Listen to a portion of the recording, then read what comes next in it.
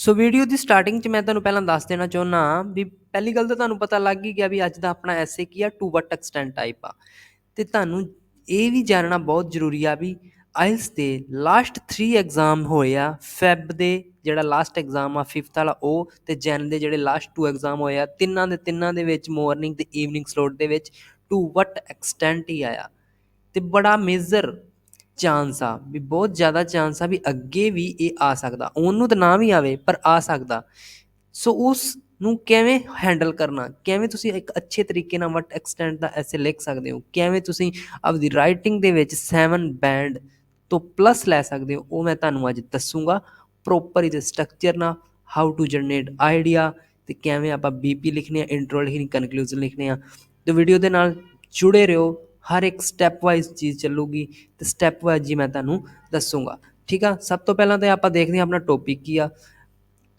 ਇੱਕ ਗੱਲ ਯਾਦ ਰੱਖਿਓ ਹਮੇਸ਼ਾ ਟੌਪਿਕ ਦੇ ਉੱਤੇ ਜਿਹੜੀ ਪਲੈਨਿੰਗ ਬਣਨੀ ਆ ਆਪਣੀ ਉਹਨੂੰ 5 ਮਿੰਟ ਜ਼ਰੂਰ ਦਿਆ ਕਰੋ ਜੇ ਤੁਸੀਂ ਉਹ 5 ਮਿੰਟ ਤੁਸੀਂ ਨਹੀਂ ਦਿੱਤੇ ਤੇ ਅੱਗੇ ਤੁਹਾਡੇ ਐਸੇ ਦੇ ਵਿੱਚ 20 ਮਿੰਟ ਖਰਾਬ ਹੋਣਗੇ 5 ਮਿੰਟ ਦੀ ਪਲੈਨਿੰਗ ਨਾਲ ਤੁਸੀਂ ਆਪਦਾ ਟਾਈਮ ਬਚਾ ਸਕਦੇ ਹੋ ਇੱਕ ਅੱਛਾ ਐਸੇ ਲਿਖ ਸਕਦੇ ਹੋ ਠੀਕ ਹੈ ਪਹਿਲਾਂ ਆਪਾਂ ਐਨਾਲਾਈਜ਼ ਕਰਦੇ ਹਾਂ ਆਪਣਾ ਟੌਪਿਕ ਕੀ ਆ in the future it seems it will be difficult to live on earth ਕਹਿੰਦਾ ਵੀ ਫਿਊਚਰ ਦੇ ਵਿੱਚ ਐਵੇਂ ਲੱਗ ਰਿਹਾ ਇਟ ਸੀਮਸ ਮਤਲਬ ਲੱਗ ਰਿਹਾ ਵੀ ਅਰਥ ਤੇ ਰਹਿਣਾ ਬਹੁਤ ਡਿਫੀਕਲਟ ਹੋ ਜਾਊਗਾ ਠੀਕ ਆ some people think that more money should be spent on researching other planets to live such as Mars ਕੁਛ ਲੋਕਾਂ ਦਾ ਕਹਿਣਾ ਵਾ ਵੀ ਆਪਾਂ ਨੂੰ ਜ਼ਿਆਦਾ ਪੈਸੇ ਖਰਚ ਕਰਨੇ ਚਾਹੀਦੇ ਆ ਕਾਹਦੇ ਵਾਸਤੇ ਖਰਚ ਕਰਨੇ ਚਾਹੀਦੇ ਆ ਰਿਸਰਚਿੰਗ ਵਾਸਤੇ ਕਿੰਨਾਂ ਦੀ ਅਦਰ ਪਲੈਨਟਸ ਦੀ ਹੋਰ ਪਲੈਨਟਾਂ ਦੀ ਖੋਜ ਕਰਨ ਵਾਸਤੇ ਆਪਾਂ ਨੂੰ ਪੈਸੇ ਖਰਚ ਕਰਨੇ ਚਾਹੀਦੇ ਆ ਪਲੈਨਟ ਕਿਵੇਂ ਦੇ ਸਚ ਐਸ ਮਾਰਸ ਵਰਗੇ ਜਿਹਦੇ ਤੇ ਲਾਈਫ ਪੋਸੀਬਲ ਆ ਠੀਕ ਆ ਇਹ ਕਹਿੰਦਾ to what extent do you agree or disagree ਤੁਸੀਂ ਇਸ ਚੀਜ਼ ਨਾਲ ਕਿਸ ਹੱਦ ਤੱਕ ਐਗਰੀ ਕਰਦੇ ਹੋ ਜਾਂ ਡਿਸਐਗਰੀ ਕਰਦੇ ਹੋ ਉਹ ਆਪਣਾ ਓਪੀਨੀਅਨ ਆ ਓਕੇ ਹੁਣ ਇਹ ਆਪਣਾ ਟੌਪਿਕ ਆ ਠੀਕ ਆ without wasting your time let start our intro ਦੇਖੋ ਇੰਟਰੋ ਦੇ ਵਿੱਚ ਦੋ ਚੀਜ਼ਾਂ ਆਉਂਦੀਆਂ ਪੈਰਾਫਰੇਜ਼ਿੰਗ ਤੇ ਥੀਸਿਸ ਸਟੇਟਮੈਂਟ ਜੇ ਤੁਸੀਂ ਆਪਦੀ ਸਟਰਕਚਰ ਆ ਮੇਨ ਕੀ ਠੀਕ ਆ ਦੇਖੋ ਮੈਂ ਇਹਦੇ ਤੇ ਇੱਕ ਅਲੱਗ ਵੀਡੀਓ ਬਣਾਈ ਹੋਈ ਆ ਵੀ ਕਿਸ ਤਰੀਕੇ ਨਾਲ ਤੁਸੀਂ ਇੰਟਰੋ ਲਿਖਣੀ ਆ ਕਿਸ ਤਰੀਕੇ ਨਾਲ ਸਟਰਕਚਰ ਲਿਖਣਾ ਜੇ ਤੁਸੀਂ ਸਟਰਕਚਰ ਨੂੰ ਦੇਖਣਾ ਤੇ ਉੱਪਰ ਆਈ ਬਟਨ ਸ਼ੋ ਹੋਈ ਜਾਂਦਾ ਵੀਡੀਓ ਪੂਰੀ ਦੇਖਣ ਤੋਂ ਬਾਅਦ ਉਹ ਤੁਸੀਂ ਦੇਖ ਸਕਦੇ ਹੋ ਸਟਰਕਚਰ ਕੀ ਹੁੰਦਾ ਕਿਉਂਕਿ ਸਟਰਕਚਰ ਹੀ ਮੇਨ ਆ ਜਿਹਦੇ ਨਾਲ ਇੱਕ ਆਪਾਂ ਰਾਈਟਿੰਗ ਐਸੇ ਦੀ ਨੀਂਵ ਰੱਖ ਸਕਦੇ ਹਾਂ ਠੀਕ ਆ ਚਲੋ ਆਪਾਂ ਆਪਣੀ ਇੰਟਰੋ ਸਟਾਰਟ ਕਰਦੇ ਹਾਂ ਸਾਰਿਆਂ ਨਾਲ ਪਹਿਲਾਂ ਆਊਗੀ ਪੈਰਾਫਰੇਜ਼ਿੰਗ ਕੀ ਹੁੰਦੀ ਆ ਆਪਣੇ ਟੌਪਿਕ ਦੀ ਹੀ ਰੀਫਰੇਜ਼ ਕਰਕੇ ਉਸੇ ਹੀ ਲੈਂਗੁਏਜ ਨੂੰ ਘੁਮਾ ਕੇ ਆਪਣੀ ਵਰਡਿੰਗ ਦੇ ਵਿੱਚ ਲਿਖਣਾ ਜਿਹਦਾ ਮਤਲਬ ਸੇਮ ਨਿਕਲਦਾ ਹੁੰਦਾ ਠੀਕ ਆ ਆਪਣਾ ਜਿਵੇਂ ਠੀਕ ਆ ਇਹਨਾਂ ਨੇ ਲਿਖਿਆ ਵੀ in future it seems it will be difficult to live on earth ਐਵੇਂ ਲੱਗ ਰਿਹਾ ਵੀ ਲੋਕ ਫਿਊਚਰ ਦੇ ਵਿੱਚ ਲੋਕਾਂ ਨੂੰ ਧਰਤੀ ਤੇ ਰਹਿਣਾ ਡਿਫਿਕਲਟ ਹੋ ਜਾਊਗਾ ਇਹਨੂੰ ਮੈਂ ਕਿਵੇਂ ਲਿਖਿਆ as humans are becoming vulnerable ਠੀਕ ਆ ਔਨ ਅਰਥ ਵਲਨਰੇਬਲ ਦਾ ਮਤਲਬ ਹੁੰਦਾ ਅਨਪ੍ਰੋਟੈਕਟਡ ਗੱਲ ਦੀ ਸਮਝ ਲੱਗੀ ਵੀ ਉਹੀ ਗੱਲ ਮੈਂ ਲਿਖਿਆ ਵੀ as humans are becoming vulnerable on earth ਵੀ ਜਿਹੜੇ ਬੰਦੇ ਆ ਹਿਊਮਨਸ ਆ ਉਹ ਅਰਥ ਦੇ ਉੱਤੇ ਅਨਪ੍ਰੋਟੈਕਟਡ ਹੋਈ ਜਾਂਦੇ ਆ ਆਹੀ ਚੀਜ਼ ਮੈਂ ਅੱਜ ਦੇ ਚਿੰਨ੍ਹਾਂ ਨੇ ਲਿਖੀ ਸੀ ਵੀ ਧਰਤੀ ਤੇ ਰਹਿਣਾ ਔਖਾ ਹੋ ਜਾਊਗਾ ਆਹੀ ਮੈਂ ਇਹਦੇ 'ਚ ਲਿਖਿਆ ਠੀਕ ਆ ਉਸ ਤੋਂ ਬਾਅਦ ਆਪਣਾ ਟੌਪਿਕ ਕਹਿੰਦਾ some people think that more money should be spend on searching other planet such as Mars ਠੀਕ ਆ ਉਹਨੂੰ ਮੈਂ ਕਿਵੇਂ ਲਿਖਿਆ some people believe that government ਠੀਕ ਆ ਗੱਲ ਤਾਂ ਗਵਰਨਮੈਂਟ ਦੀ ਹੋਊਗੀ ਕਿਉਂਕਿ ਹੁਣ ਬੰਦਾ ਇਕੱਲਾ ਤਾਂ ਕੋਈ ਰਿਸਰਚ ਕਰ ਨਹੀਂ ਸਕਦਾ ਗਵਰਨਮੈਂਟ ਦੀ ਗੱਲ ਹੋਊਗੀ ਗਵਰਨਮੈਂਟ ਸ਼ੁੱਡ ਪੋਰ ਦਾ ਮਤਲਬ ਆ ਇਨਵੈਸਟ ਠੀਕ ਆ more money into space research ਇੱਥੇ ਰਿਸਰਚਿੰਗ ਅਦਰ ਪਲੈਨਟਸ ਦੀ ਥਾਂ ਤੇ ਮੈਂ ਕੀ ਲਿਖਤਾ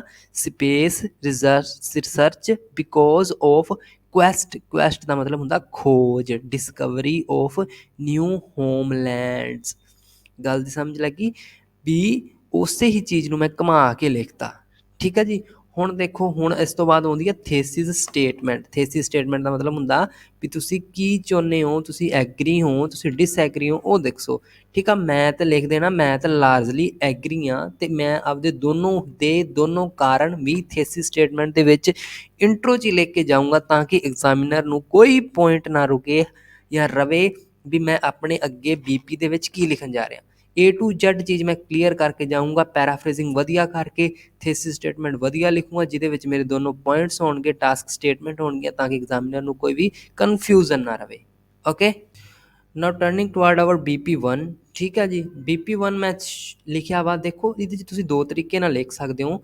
ਦੇਖੋ ਮੈਂ ਲਾਰਜਲੀ ਐਗਰੀ ਹਾਂ, ਤੁਸੀਂ ਕੀ ਲਿਖ ਸਕਦੇ ਹੋ? ਲਾਰਜਲੀ ਐਗਰੀ ਦਾ ਮਤਲਬ ਆ ਤੁਸੀਂ 70-30 ਜਾ ਸਕਦੇ ਹੋ। 70 ਮਤਲਬ 70 ਆ ਜਾਊਗਾ ਵੀ ਜਿਹਦੇ ਵਿੱਚ ਤੁਸੀਂ ਐਗਰੀ ਹੋਵੋਗੇ, ਠੀਕ ਆ। ਮੈਂ ਲਾਰਜਲੀ ਐਗਰੀ ਹਾਂ ਅਤੇ 70% ਮਤਲਬ ਮੈਂ ਜ਼ਿਆਦਾ ਲਿਖੂੰਗਾ ਐਗਰੀਮੈਂਟ ਬਾਰੇ, ਅਤੇ ਡਿਸਐਗਰੀ ਦਾ ਥੋੜ੍ਹਾ ਜਿਹਾ ਇੱਕ ਮੈਂ ਬਣਾ ਦੂੰਗਾ BP ਅਲੱਗ ਤੋਂ, 30 ਬੀ ਡਿਸਐਗਰੀ ਦਾ ਲਿਖ ਦੂੰਗਾ। ਗੱਲ ਦੀ ਸਮਝ ਲੱਗੀ? ਕਿਉਂਕਿ ਮੈਂ ਜ਼ਿਆਦਾ ਐਗਰੀ ਹਾਂ ਤਾਂ ਮੈਂ 30 ਲਾ ਲਓ। 70 ਦਾ ਮਤਲਬ ਇਹ ਵਾ ਵੀ ਜਾਂ ਮੈਂ 2 ਪੁਆਇੰਟਸ ਲਿਖ ਦੂੰਗਾ ਐਗਰੀਮੈਂਟ ਦੇ, ਅਤੇ 1 ਪੁਆਇੰਟ ਲਿਖ ਦੂੰਗਾ ਡਿਸਐਗਰੀ ਦਾ। ਚਲੋ ਆਪਾਂ ਦੇਖਦੇ ਹਾਂ, ਠੀਕ ਆ। ਪਹਿਲਾਂ ਮੈਂ ਲਿਖਿਆ ਵਾ ਡਿਸਐਗਰੀ ਦਾ ਪੁਆਇੰਟ, ਮੈਂ ਕਿਹੜੀ ਚੀਜ਼ ਤੋਂ ਡਿਸਐਗਰੀ ਹਾਂ, ਠੀਕ ਹੈ ਜੀ। ਦੇਖੋ ਮੈਂ ਕੀ ਕਿਹਾ, ਮੈਂ ਐਗਰੀ ਹਾਂ, ਮੈਂ ਦੂਸਰੇ ਵੀ ਫਿਊਚਰ ਦੇ ਵਿੱਚ ਲੋਕਾਂ ਨੂੰ ਹੋਰ ਕਿਤੇ ਜਾਣਾ ਪੈ ਸਕਦਾ, ਉਸ ਚੀਜ਼ ਤੋਂ ਮੈਂ ਐਗਰੀ ਹਾਂ ਵੀ ਲੋਕਾਂ ਨੂੰ ਜਾਂ ਗਵਰਨਮੈਂਟ ਨੂੰ ਜ਼ਿਆਦਾ ਪੈਸਾ ਲਾਉਣਾ ਚਾਹੀਦਾ ਉਸ ਚੀਜ਼ ਦਾ, ਠੀਕ ਆ। ਉਹ ਤੋਂ ਮੈਂ ਐਗਰੀ ਹਾਂ, ਉਹ ਮੈਂ ਬਾਅਦ 'ਚ ਲਿਖੂੰਗਾ। ਪਹਿਲਾਂ ਮੈਂ ਡਿਸਐਗਰੀ ਲਿਖਦਾ ਵੀ ਜੇ ਆਪਾਂ ਹੋਰ ਖੋਜਾਂ ਕਰਾਂਗੇ ਉਹਦੇ ਕੀ ਦੁਸ਼ਪ੍ਰਭਾਵ ਕੀ ਆ, ਉਹਦੀ ਡਿਸਐਡਵਾਂਟੇਜ ਕੀ ਆ, ਠੀਕ ਆ। ਪਹਿਲਾਂ ਮੈਂ ਉਹ ਲਿਖਣ ਲੱਗਾ, to commence with there are some reason why cosmic research to find new home could have grave repercussions. Grave repercussions ਦਾ ਮਤਲਬ ਹੁੰਦਾ ਬੈਡ ਇਫੈਕਟ। ਇਹ ਵਰਡਸ, ਇਹ ਵੋਕੈਬ ਤੁਸੀਂ ਆਪਦੀ ਆਪਣੇ ਰਾਈਟਿੰਗ ਟਾਸਕ 2 ਦੇ ਵਿੱਚ ਯੂਜ਼ ਕਰਨੇ ਆ। ਇਹਨੂੰ ਤੁਸੀਂ ਲਿਖ ਲਓ, ਗ੍ਰੀਵ ਰੀਪਰਕਸ਼ਨ ਦਾ ਮਤਲਬ ਬੈਡ ਇਫੈਕਟ, ਠੀਕ ਆ। ਦੇਅਰ ਆਰ ਸਮ ਰੀਜ਼ਨ, ਕੁਛ ਕੁ ਰੀਜ਼ਨ ਹੈਗੇ ਆ ਵੀ why question creating, why cosmic research to find new home could have great repercussion. ਮੈਂ ਇੱਥੇ ਆਪੇ ਹੀ ਕੁਐਸਚਨ ਕ੍ਰੀਏਟ ਕਰਤਾ। ਇਹ ਵੀ ਇੱਕ ਸੈਂਟੈਂਸ ਫੋਰਮੇਸ਼ਨ ਦਾ ਹੀ ਪਾਰਟ ਆ, ਕੁਐਸਚਨ ਕ੍ਰੀਏਟ ਕਰਕੇ ਉਹਦਾ ਖੁਦ ਆਨਸਰ ਦੇਣਾ, ਠੀਕ ਆ। ਠੀਕ ਆ, ਹੁਣ ਦੇਖੋ ਕਿਉਂ ਨਵੇਂ ਜਿਹੜੇ ਘਰ ਲੱਭਣੇ ਜਾਂ ਨਵੀਆਂ ਖੋਜਾਂ ਕਰਨੀਆਂ, ਉਹਦੇ ਕੀ ਦੁਸ਼ਪ੍ਰਭਾਵ ਹੋ ਸਕਦੇ ਆ। ਉਹਦਾ ਸਰਨਾ ਪ੍ਰੀਡੋਮੀਨੈਂਟ ਦਾ, predominant one is vast amount of funding would be required to finance space exploration with no guarantee of success। ਸਮਝ ਲੱਗੀ ਵੀ ਜਿਹੜਾ ਮੇਨ ਕਾਰਨ ਉਹਦਾ ਕੀ ਆ, ਵੀ ਜਿਹੜੀ ਬਹੁਤ ਵੱਡੀ ਹੱਦ ਤੱਕ ਮਨੀ ਆਪਣੀ ਉਹ ਖਰਾਬ ਹੋਣ ਦੇ ਚਾਂਸ ਵੱਧ ਜਾਂਦੇ ਆ, ਜਿਹਦੇ ਵਿੱਚ ਕੋਈ ਗਰੰਟੀ ਨਹੀਂ ਹੁੰਦੀ ਸਕਸੈਸ ਦੀ, ਠੀਕ ਆ। ਅਤੇ ਇਹਦੇ ਵਾਸਤੇ ਬਹੁਤ ਜ਼ਿਆਦਾ ਫੰਡਿੰਗ ਚਾਹੀਦੀ ਹੈ। And this money could not only be used to improve the health service globally but also to provide better education to all, ਠੀਕ ਆ। ਇਹਦਾ ਮਤਲਬ ਇਹ ਵਾ ਜਿਹੜੀ ਮਨੀ ਆਪਾਂ ਉਹਨਾਂ ਰਿਸਰਚਾਂ ਵੱਲ ਲਾਉਂਦੇ ਹਾਂ ਜਿਨਦਾ ਕੋਈ ਗਰੰਟੀ ਵੀ ਨਹੀਂ ਹੈ ਸਕਸੈਸ ਦੀ, ਉੱਥੇ ਨਾ ਲਾਉਣ ਦੀ ਬਜਾਏ ਜੇ ਆਪਾਂ ਉਹਨੂੰ ਹੈਲਥ ਸਰਵਿਸ ਵਾਸਤੇ ਯੂਜ਼ ਕਰੀਏ ਜਾਂ ਫਿਰ ਐਜੂਕੇਸ਼ਨ ਵਾਸਤੇ ਯੂਜ਼ ਕਰੀਏ, ਉਹ ਜ਼ਿਆਦਾ ਬੈਨੀਫੀਸ਼ੀਅਲ ਹੋ ਸਕਦੀ ਆ। ਇਹ ਮੇਰੇ ਡਿਸਐਗਰੀਮੈਂਟ ਦੇ ਪੁਆਇੰਟ ਸੀਗੇ, ਓਕੇ। ਹੁਣ ਅੱਗੇ ਮੇਰੀ ਗੱਲ ਆਊਗੀ ਐਗਰੀਮੈਂਟ ਦੀ, ਠੀਕ ਆ। ਹੁਣ ਉਹਦੀ opposite side, on the contrary side, ਜਿਹਦੇ ਵੱਲ ਮੈਂ ਐਗਰੀ ਹਾਂ, ਦੇਅਰ ਆਰ ਮਲਟੀਫਿਊਰੀਅਸ ਮਤਲਬ ਬਹੁਤ ਸਾਰੀ, ਮਲਟੀਫਿਊਰੀਅਸ ਦਾ ਮਤਲਬ ਬਹੁਤ ਸਾਰੇ ਰੀਜ਼ਨਸ ਨੇ ਵਾਈ, ਇਹ ਵੀ ਕੁਐਸਚਨ ਕ੍ਰੀਏਟਿੰਗ ਆ ਗਿਆ। ਫਿਰ why the life on earth is becoming unsustainable ਮਤਲਬ ਅਨਪ੍ਰੋਟੈਕਟਡ, ਠੀਕ ਆ। ਵੀ ਕਿਉਂ ਅਰਥ ਦੇ ਉੱਤੇ ਲਾਈਫ ਜਿਹੜੀ ਆ ਉਹ ਅਨਪ੍ਰੋਟੈਕਟਡ ਬਣ ਰਹੀ ਆ। Firstly over utilization of renewable resources is done by human beings. ਸਾਰਿਆਂ ਨਾਲ ਪਹਿਲਾ ਕਾਰਨ ਮੈਂ ਕੀ ਲਿਖਿਆ we over utilize, over use ਕੀਤਾ ਰੀਨਿਊਏਬਲ ਰਿਸੋਰਸਿਸ ਦਾ, ਮਤਲਬ ਜਿਹੜੇ ਆਪਣੇ ਰੀਨਿਊਏਬਲ ਰਿਸੋਰਸਿਸ ਆ, ਉਹ ਜਿਹੜੇ ਓਇਲ ਹੋ ਗਿਆ ਜਾਂ ਕੁਛ ਓਇਲ ਡੀਜ਼ਲ ਵਗੈਰਾ ਗੈਸਿਸ ਹੋ ਗਈਆਂ, ਜਿੰਨੇ ਵੀ ਆ ਉਹਨਾਂ ਦਾ ਓਵਰ ਯੂਟੀਲਾਈਜ਼ ਹੋ ਰਿਹਾ, ਠੀਕ ਆ। ਉਹ ਹੌਲੀ ਹੌਲੀ ਖਤਮ ਹੀ ਹੋ ਜਾਣੇ ਆ, ਪਤਾ ਹੀ ਆ। This is happening because of escalated demand of energy and environment degradation due to over population। ਕਿਉਂ ਹੁੰਦੀ ਪਈ ਆ ਓਵਰਯੂਜ਼? ਓਵਰਯੂਜ਼ ਹੋਈ ਜਾਂਦਾ ਕਿਉਂਕਿ ਪਾਪੂਲੇਸ਼ਨ ਵੱਧ ਰਹੀ ਆ, ਪਾਪੂਲੇਸ਼ਨ ਵੱਧ ਰਹੀ ਆ, ਡਿਮਾਂਡਸ ਵੱਧ ਰਹੀਆਂ ਵਾ, ਠੀਕ ਆ। ਲੋਕਾਂ ਨੂੰ ਜ਼ਰੂਰਤ ਆ, ਹੁਣ ਜਿੰਨੀ ਜ਼ਿਆਦਾ ਪਾਪੂਲੇਸ਼ਨ ਹੋਣਗੀ ਉਨੇ ਜ਼ਿਆਦਾ ਵਹੀਕਲ ਹੋਣਗੇ, ਉਨੀ ਜ਼ਿਆਦਾ ਪੈਟਰੋਲ ਡੀਜ਼ਲ ਚਾਹੀਦਾ, ਉਨੇ ਜ਼ਿਆਦਾ ਰੀਨਿਊਏਬਲ ਰਿਸੋਰਸਿਸ ਲੱਗਣਗੇ। ਸੋ ਓਵਰ ਯੂਟੀਲਾਈਜ਼ ਹੋਈ ਜਾਂਦਾ ਵਾ, ਠੀਕ। ਕੋਈ ਪਤਾ ਨਹੀਂ ਕਦੋਂ ਇਹ ਖਤਮ ਹੋ ਜਾਣ, ਠੀਕ ਆ।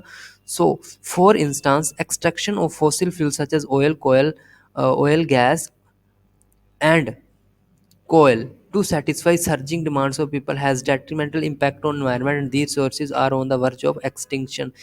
ਕਹਿਣ ਦਾ ਮਤਲਬ ਕੀ ਕਹਿੰਦਾ ਪਿਆ ਵੀ ਜਿਹੜੇ ਓਇਲ ਗੈਸ ਜਿੰਨੇ ਵੀ ਆ, ਇਹਨਾਂ ਨੂੰ ਬਹੁਤ ਜ਼ਿਆਦਾ ਲੋਕੀ ਜਾਂ ਫਿਰ ਆਪਣੇ ਜਿੰਨੇ ਵੀ ਸਾਇੰਟਿਸਟ ਆ ਉਹਨਾਂ ਨੂੰ ਕੱਢੀ ਜਾਂਦੇ ਆ, ਕੋਇਲਸ ਤੋਂ, ਗੈਸਾਂ ਤੋਂ, ਇਹਨਾਂ ਚੀਜ਼ਾਂ ਨੂੰ ਕੱਢੀ ਜਾਂਦੇ ਆ, ਹੈ ਨਾ।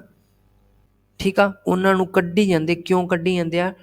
To satisfy the surging demands of people, ਵੀ ਲੋਕਾਂ ਦੀ ਡਿਮਾਂਡਸ ਨੂੰ ਪੂਰਾ ਕਰਨ ਵਾਸਤੇ। ਪਰ ਉਹਦੇ ਨਾਲ ਹੁੰਦਾ ਕੀ ਆ? ਉਹਦੇ ਨਾਲ ਕੀ ਹੁੰਦਾ?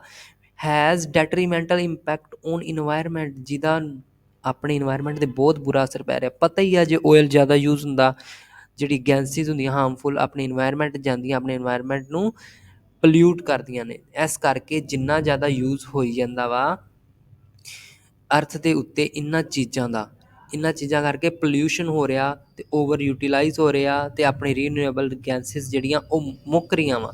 ਸੋ ਇਸ ਕਰਕੇ ਆਪਾਂ ਨੂੰ ਨਵੇਂ ਜਿਹੜੇ ਪਲੈਨਟਸ ਆ ਉਹਨਾਂ ਦੀ ਖੋਜ ਕਰਨੀ ਹੀ ਪੈਣੀ ਆ, ਕਿਉਂਕਿ ਇੱਕ ਨਾ ਇੱਕ ਦਿਨ ਤੇ ਇਹ ਚੀਜ਼ਾਂ ਖਤਮ ਹੋ ਹੀ ਜਾਣੀਆਂ। ਜਿਹੜਾ ਸੈਕਿੰਡ ਰੀਜ਼ਨ ਕੀ ਹੈ? Secondly, another concern is pollution which is increasing at exponential rate. Exponential rate is a good vocab word to show any increase। ਠੀਕ ਆ, ਜੇ ਆਪਾਂ ਮੰਨ ਲਓ ਪਾਪੂਲੇਸ਼ਨ ਵੀ ਕਰਨੀ ਆ, ਉਹ ਵੀ ਤੁਸੀਂ ਲਿਖ ਸਕਦੇ ਹੋ ਇਨਕਰੀਜ਼, ਮਤਲਬ population is increasing at exponential rate. ਠੀਕ ਆ, ਇਸ ਕਰਕੇ ਇੱਥੇ ਵੀ ਮੈਂ ਪੋਲਿਊਸ਼ਨ 'ਤੇ ਯੂਜ਼ ਕੀਤਾ। Another concern is pollution is which is increasing at exponential rate, ਵੀ ਪੋਲਿਊਸ਼ਨ ਵੱਧ ਰਿਹਾ। ਠੀਕ ਆ, everything that is a sense of earth like land, ocean and air are being contaminated। ਕਹਿਣ ਦਾ ਮਤਲਬ ਆ ਵੀ ਜਿੰਨੀਆਂ ਵੀ ਚੀਜ਼ਾਂ ਅਰਥ ਦੇ ਉੱਤੇ, ਜਿਹੜੀਆਂ ਭਾਵੇਂ ਉਹ ਲੈਂਡ ਆ, ਭਾਵੇਂ ਓਸ਼ੀਅਨ ਆ, ਭਾਵੇਂ ਏਅਰ ਆ, ਉਹ ਸਾਰੀਆਂ ਹੀ ਪੋਲਿਊਸ਼ਨ ਨਾਲ ਕੰਟੈਮੀਨੇਟਡ ਹੋਈ ਜਾਂਦੀਆਂ। ਇਹ ਤਾਂ ਆਪਣੇ ਸਾਹਮਣੇ ਹੀ ਆ। ਠੀਕ ਆ, in Vietnam for example thousands of tons of industrial rubbish have been released illegally into rivers, killing aquatic life and polluting drinking water। Example ਦੇ ਤੌਰ 'ਤੇ ਉਹਨਾਂ ਨੇ ਵੀਅਤਨਾਮ ਦਾ ਐਗਜ਼ਾਮਪਲ ਲਿਆ, ਜਿੱਥੇ ਕੀ ਹੋਇਆ, ਥਾਊਜ਼ੈਂਡ ਆਫ ਟਨਸ ਜਿਹੜੀਆਂ ਇੰਡਸਟਰੀਜ਼ ਨੇ ਉਹ ਆਪਣਾ ਜਿਹੜਾ ਕਚਰਾ ਉਹ ਰੀਵਰ ਦੇ ਵਿੱਚ ਸੁੱਟ ਦਿੰਦੀਆਂ, ਜਿਹਦੇ ਨਾਲ ਬਹੁਤ ਸਾਰੇ ਐਕੁਐਟਿਕ ਐਨੀਮਲਸ ਮਰ ਰਹੇ ਨੇ ਅਤੇ ਜਿਹੜਾ ਡਰਿੰਕਿੰਗ ਵਾਟਰ ਆ ਉਹ ਵੀ ਪਲਿਊਟ ਹੋ ਰਿਹਾ। ਠੀਕ ਆ, ਦੇਅਰਫੋਰ ਮਤਲਬ ਰਿਜ਼ਲਟ ਇਹਦਾ ਆ ਗਿਆ, I believe this it is nearly impossible to stop environmental disruption due to permanent human demands. ਇਸ ਕਰਕੇ ਆਈ ਬਲੀਵ ਡੈਟ, ਮੈਂ ਇਹ ਬਲੀਵ ਕਰਦਾ ਵੀ ਇਹ ਤਾਂ ਵੀ ਇੰਪੋਸੀਬਲ ਆ, ਇਹ ਜਿਹੜੀ ਇਨਵਾਇਰਮੈਂਟ ਦਾ ਜਿਹੜਾ ਡਿਸਟਰਪਸ਼ਨ ਹੋ ਰਿਹਾ ਇਹਨੂੰ ਜਮਾਂ ਹੀ ਖਤਮ ਕਰਨਾ, ਕਿਉਂਕਿ ਜਿੰਨੀ ਪਾਪੂਲੇਸ਼ਨ ਵੱਧ ਰਹੀ ਆ ਓਨੀਆਂ ਹੀ ਡਿਮਾਂਡਾਂ ਵੱਧ ਰਹੀਆਂ ਵਾ, ਅਤੇ ਇਹ ਤਾਂ ਹੋ ਹੀ ਨਹੀਂ ਸਕਦਾ ਵੀ ਆਪਾਂ ਇਸ ਚੀਜ਼ ਨੂੰ ਰੋਕ ਸਕੀਏ। ਸੋ ਇਹ ਚੀਜ਼ ਤਾਂ ਵਧੂਗੀ, ਜੇ ਇਹ ਚੀਜ਼ ਵਧੂਗੀ ਤਾਂ ਆਪਣਾ ਪਲੈਨਟ ਵੀ ਜ਼ਿਆਦਾ ਕੰਟੈਮੀਨੇਟ ਹੋਊਗਾ ਅਤੇ ਉਹ ਇੱਥੋਂ ਦੇ ਲੋਕਾਂ ਵਾਸਤੇ ਅਨਪ੍ਰੋਟੈਕਟਡ ਹੋ ਜਾਣਾ। ਸੋ ਇਸ ਕਰਕੇ ਮੈਂ ਜ਼ਿਆਦਾ ਐਗਰੀ ਹੋਇਆ ਵੀ ਆਪਾਂ ਨੂੰ ਹੋਰ ਪਲੈਨਟਸ ਨੂੰ ਵੀ ਡਿਸਕਵਰ ਕਰਨਾ ਚਾਹੀਦਾ ਜਿੱਥੇ ਕਿ ਲਾਈਫ ਪੋਸੀਬਲ ਆ। ਠੀਕ ਆ, ਦੇਖੋ ਇੱਥੇ ਕਈ ਤਰ੍ਹਾਂ ਦੇ ਮੈਂ ਉੱਪਰ ਮੈਂ ਯੂਜ਼ ਕੀਤਾ ਸੀ ਨੋਟ ਓਨਲੀ ਬਟ ਆਲਸੋ, ਇਹਦੇ ਵਿੱਚ ਵੀ ਮੈਂ 2-3 ਵਰਡਸ ਯੂਜ਼ ਕੀਤੇ ਆ, ਜਿਵੇਂ ਕੰਟਰੀਬਿਊਸ਼ਨ ਵਾਲਾ ਇੱਕ ਬੋਲਿਆ ਸੀ। ਠੀਕ ਆ, ਹਾਂ, ਅਤੇ ਇਹ ਚੀਜ਼ਾਂ ਦੇ ਜਿਹੜੇ ਵਰਡਸ ਨੇ ਜਾਂ ਇਹ ਲਾਈਨਸ ਨੇ, ਇਹਨਾਂ ਦਾ ਵੀ ਮੈਂ ਇੱਕ ਅਲੱਗ ਵੀਡੀਓ ਬਣਾਈ ਹੋਈ ਆ, ਜਿਹੜੀ ਕਿ ਤੁਹਾਨੂੰ ਉੱਪਰ ਆਈ ਬਟਨ 'ਤੇ ਸ਼ੋ ਹੋ ਜੂਗੀ। ਤੁਸੀਂ ਆਹ ਫੁੱਲ ਵੀਡੀਓ ਦੇਖਣ ਤੋਂ ਬਾਅਦ ਉੱਥੇ ਜਾ ਕੇ ਤੁਸੀਂ ਆਪਣੇ ਕੰਪਲੈਕਸ ਸੈਂਟੈਂਸ ਫੋਰਮੇਸ਼ਨ ਦੇਖ ਸਕਦੇ ਹੋ, ਤੁਸੀਂ ਟਾਸਕ 2 ਦੇ ਵਿੱਚ ਕਿਵੇਂ ਲਿਖਣੀ ਆ। ਠੀਕ ਆ, ਹੁਣ ਮੈਂ ਦੋਨੋਂ ਦੋਨੋਂ BP ਆਪਣੇ ਹੋ ਗਏ, ਹੁਣ ਰਹਿ ਗਿਆ ਕਨਕਲੂਜ਼ਨ। ਠੀਕ ਆ, ਕਨਕਲੂਜ਼ਨ ਵੀ ਇੱਕ ਬਹੁਤ ਵਧੀਆ ਰੋਲ ਪਲੇ ਕਰਦਾ ਵਾ ਐਗਜ਼ਾਮੀਨਰ ਨੂੰ ਇੱਕ ਸੈਟਿਸਫਾਈ ਐਂਡ ਦੇਣ ਵਾਸਤੇ ਟਾਸਕ 2 ਦਾ। ਦੇਖੋ ਕਿਸ ਤਰੀਕੇ ਨਾਲ ਆਪਾਂ ਕਨਕਲੂਜ਼ਨ ਸ਼ੋਰਟ ਅਤੇ ਕਲੀਅਰ ਲਿਖਣਾ।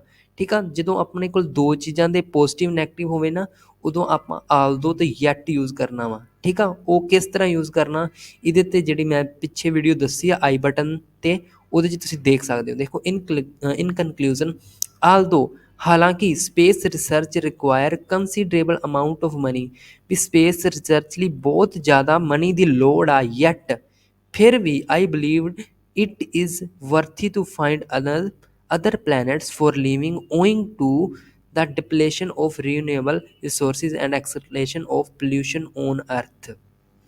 ਕਹਿਣ ਦਾ ਮਤਲਬ ਆ ਵੀ ਹਾਲਾਂਕਿ ਪੈਸੇ ਤਾਂ ਬਹੁਤ ਲੱਗ ਜਾਣਗੇ, ਪਰ ਫਿਰ ਵੀ ਜੇ ਆਪਾਂ ਹੋਰ ਪਲੈਨਟ ਲੱਭ ਲਈਏ, ਠੀਕ ਆ, ਉਹਦੇ ਨਾਲ